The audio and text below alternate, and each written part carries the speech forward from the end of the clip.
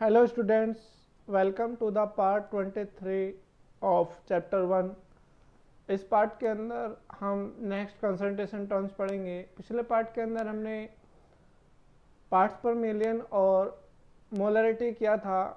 I hope you have done many questions on that two concentration units because most of the time these two units are mostly asked in the questions and you will face this type of concentration units in upcoming chapters। तो इस part के अंदर हम बात करते हैं normality की। Normality भी क्या होती है? एक कंसंट्रेशन टर्म होती है जिसको हम कैपिटल एन से क्या करते हैं, सेपरेट आउट करते हैं। सॉरी, कैपिटल एन से हम उसको क्या करते हैं, कैपिटल एन से हम उसको रिप्रेजेंट करते हैं। तो क्या होता है, आइए देखते हैं।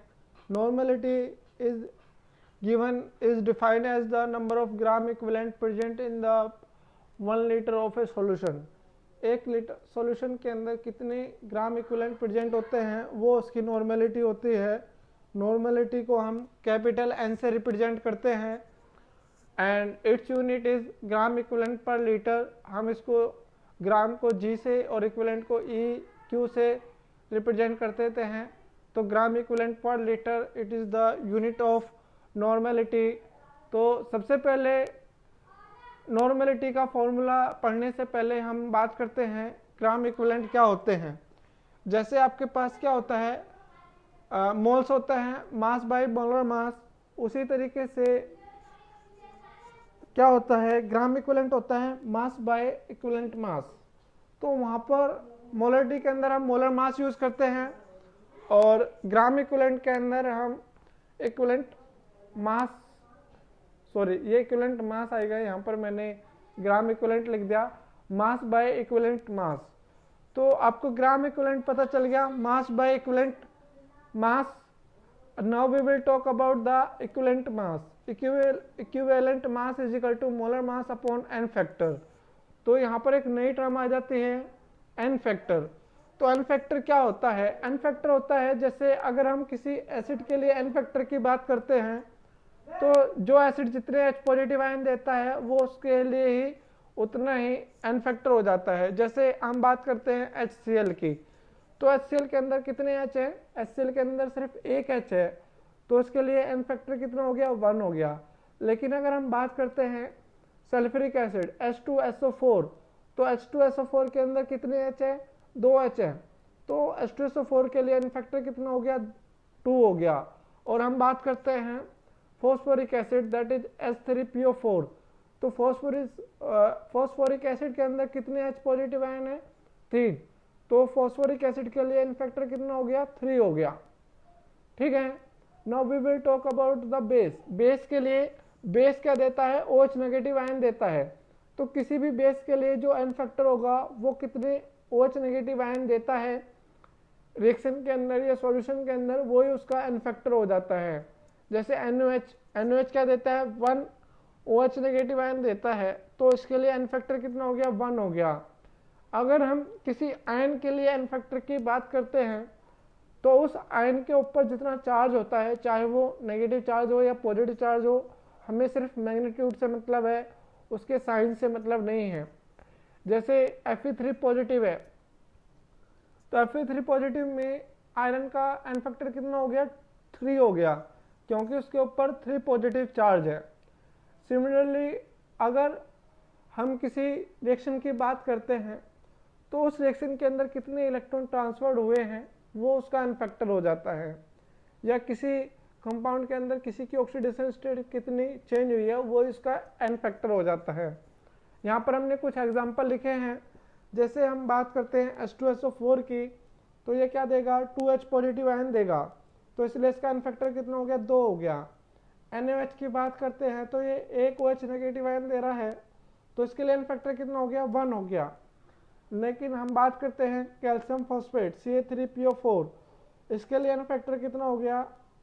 6 हो गया। 6 कैसे हुआ? क्योंकि कैल्शियम के ऊपर क्या होता है? 2 पॉजिटिव चार्ज होता है, लेकिन यहाँ पर कैल्शियम के कितने एटम है? 3, तो 2 × 3 = 6, तो इसलिए कैल्शियम फॉस्फेट का एन फैक्टर कितना हो गया? 6 हो गया। जैसे Fe3 पॉजिटिव प्लस 3 इलेक्ट्रॉन, तो यहाँ पर कितने इलेक्ट्रॉन ये एक्सेप्ट कर रहे हैं 3, तो इसलिए इसका एन फैक्टर कितना हो गया 3 हो गया। तो अगर हम बात करते हैं सल्फ्यूरिक एसिड की H2SO4, तो सबसे पहले हम क्या करते हैं, किसी भी कंपाउंड का जिसकी हमें नॉर्मेलिटी निकालनी है उसका हम सबसे पहले मोलर मास कैलकुलेट करते हैं। तो मोलर मास क्या होता है वो आपको पहले से पता है, it is a summation of the atomic mass of the element present in A compound. तो क्या करेंगे हम यहाँ पर 2 × 1 + 32 + 4 × 16, इट विल गिव यू 98 ग्राम पर मोल। H2SO4 के एन फैक्टर कितना होता है 2 होता है, तो इक्विवेलेंट मास इजिकल टू क्या हो जाएगा 98/2 इजिकल टू 49, ठीक है 49 आ गया ग्राम इक्विवेलेंट आ गया, सॉरी इक्विवेलेंट मास आ गया, ये आ गया इक्विवेलेंट आपके पास, इक्विवेलेंट मास की यूनिट होती है इक्विवेलेंट। इसके बाद हम क्या बात करते हैं, अब हम एक एग्जांपल देखते हैं नॉर्मेलिटी फाइंड आउट करने का। Normality of a solution, calculate the normality of a solution form dissolving 49 gram of H2SO4 in 500 ml water. तो 49 ग्राम दे दिया आपके पास, H2SO4 का मोलर मास कितना होता है 98 ग्राम पर मोल होता है। तो सबसे पहले हमने इक्विवेलेंट मास निकाला, molar mass upon n factor 98/2 is equal to 49। Now we will calculate the gram equivalent. Gram equivalent क्या होता है मास अपॉन इक्विवेलेंट मास, तो 49/49 इंटू 1, तो ये गलत हो गया, यहाँ पर 2.0 n आएगा। तो नॉर्मेलिटी इजिकल टू होती है gram equivalent into 1000 upon volume in ml।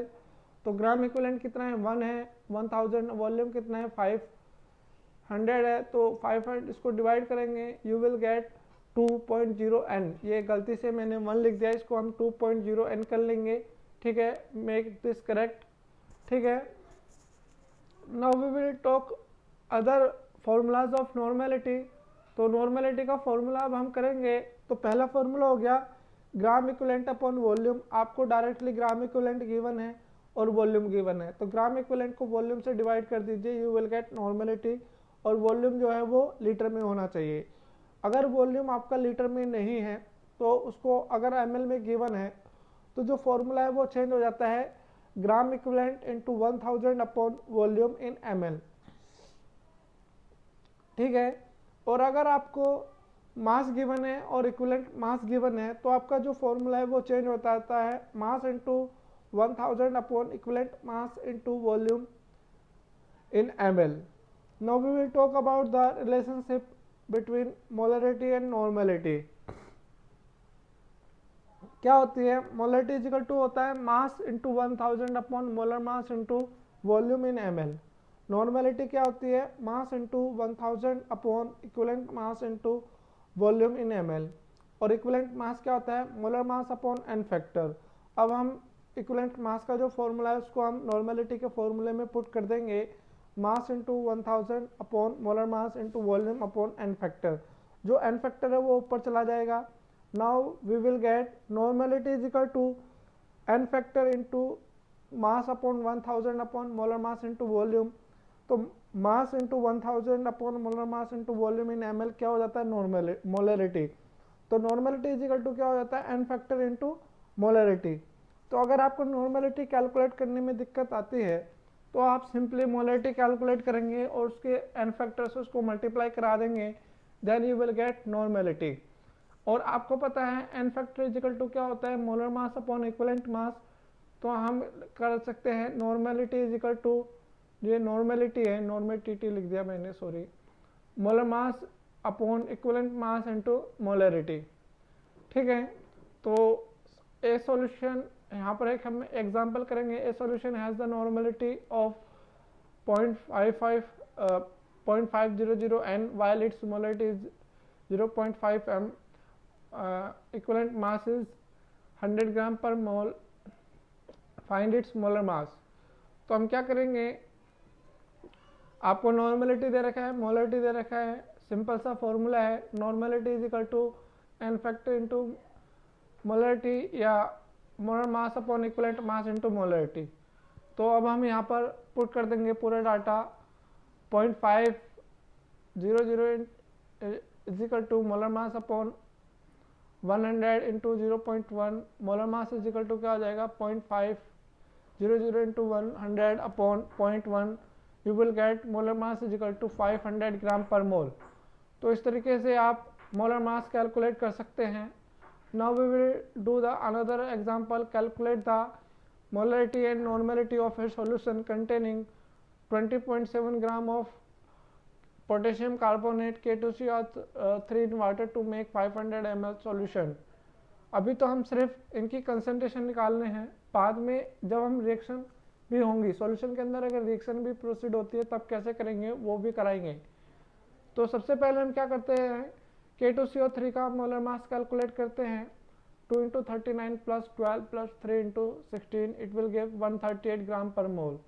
Volume हो गया 500 ml। तो मोलरिटी इज इक्वल टू क्या होती है, mass into 1000 upon molar mass into volume. तो मास आपके पास गिवन था 20.7 into 1000 upon 138 into 500, then you will get the molarity is equal to 0.30 m। Now we will know that K2CO3 potassium carbonate के अंदर potassium के कितने atom है 2, और पोटेशियम के ऊपर चार्ज क्या होता है 1, तो 2 into 1 इज इक्वल टू 2। तो इसलिए K2CO3 का एन फैक्टर कितना हो गया 2 हो गया। तो नॉर्मलिटी इज इक्वल टू क्या होता है एन फैक्टर इंटू मोलरिटी। तो यहाँ पर हम क्या करेंगे 2 इंटू 0.30 हमने कैलकुलेट किया था, तो आपके पास नॉर्मलिटी आ जाएगी 0.60 n। तो इस तरीके से आप किसी भी कंपाउंड की नॉर्मलिटी और मोलरिटी कैलकुलेट कर सकते हैं। और यहाँ पर हम रिलेशन को आप याद रखेंगे कि अगर आपको कुछ भी नहीं आ रहा है तो सबसे पहले आप मोलर मास निकालेंगे और mass upon molar mass into volume, ठीक है, उससे हम मोलरिटी निकाल लेते हैं। फिर मोलरिटी और नॉर्मलिटी के बीच जो रिलेशन होता है, जैसे normality is equal to n factor into molarity, इसको यूज करके हम उसकी नॉर्मलिटी फाइंड आउट कर सकते हैं। You have to do at least 5 question on this relationship means molarity and normality, then you will get the complete idea of this. ठीक है, इसको आपको ज़्यादा से ज़्यादा करना है so that you can understand it better and it will be beneficial for you for upcoming chapters और इन क्लास 12th। ओके, तो आज के लिए सिर्फ इतना ही। इस वीडियो को लाइक कीजिए, शेयर कीजिए, चैनल सब्सक्राइब कीजिए, और अगर आप नहीं देख रहे हैं तो आपको सारी वीडियो देखने की ज़रूरत है for the better understanding of this part of concentration. It is very important. Okay, तो stay at home, stay safe and keep studying at home. Okay, bye, thank you.